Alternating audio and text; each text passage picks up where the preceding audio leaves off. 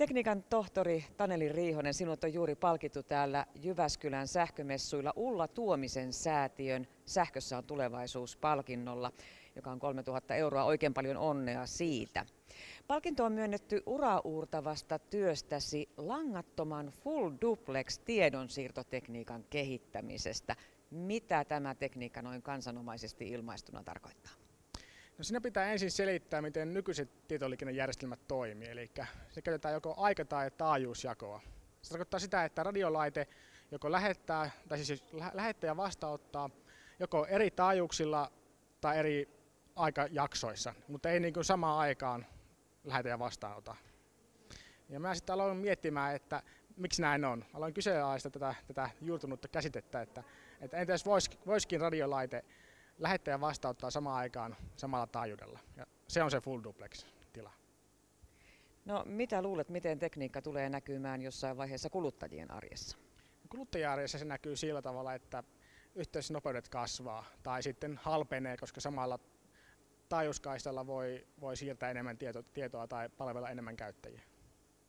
Entä mitä arvelet, montako vuotta menee nyt, että tämä tekniikka on ihan täydessä kaupallisessa käytössä? No se riippuu siitä, että tuleeko se nyt tällä hetkellä kehitteillä olevaan 5G-teknologiaan mukaan. Että se on niin kuin standardointiprosessi, jossa päätetään, mitä siihen standardiin tulee mukaan. Eli jos se tulee siihen mukaan, niin se voi tulla jo 2020-luvun alkupuolella käyttöön. Tai sitten jos ei tule, niin sitten se tulee seuraavassa syklissä mahdollisesti mukaan.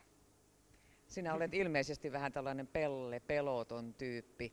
Mille asialle omistaudut tämän jälkeen, kun tämä nyt päätökseen saamasi asia on täysin valmis? No, meillä on muutamia uusia tutkimusideoita, mitä mä haluaisin kehittää. Tällä hetkellä rahoitus puuttuu vaan, että sitä pitää ensin saada kuntoon ja sitten niitä uusia tutkimusideoita kehittää. Anna vähän vinkkiä, mitä ne ovat. No, mä en halua parhaimpiani paljastaa, mutta toiseksi parhaa on se, että minua itseni kiehtoo se idea, että autot tulevat olemaan itse ajavia muutama 10 vuoden päästä ehkä. Ja se vaatii hyvin paljon tiedonsiirrolta autojen väliltä.